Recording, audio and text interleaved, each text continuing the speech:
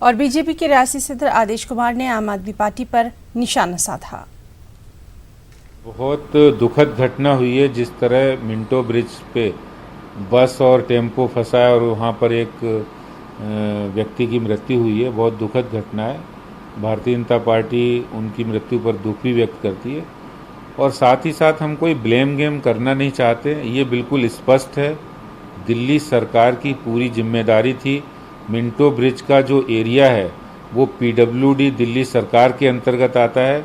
जहां sump well बना हुआ है और जहां पंप लगा हुआ है, उस सम्प वेल और पंप जो उन्होंने समय से चालू नहीं किया, अगर वो समय से चालू होता तो वहां पानी नहीं भरता।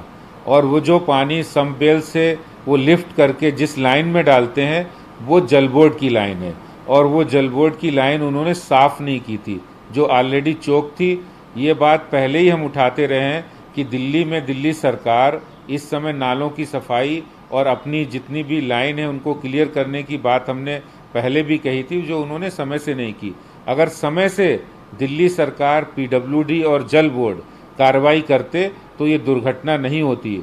और ये तब हो रहा है जब हर साल की कहानी है, हर साल ऐसी दिक्कतें आती हैं, तो उन्हें पहले से इसकी तैयारी करनी चाहिए थी।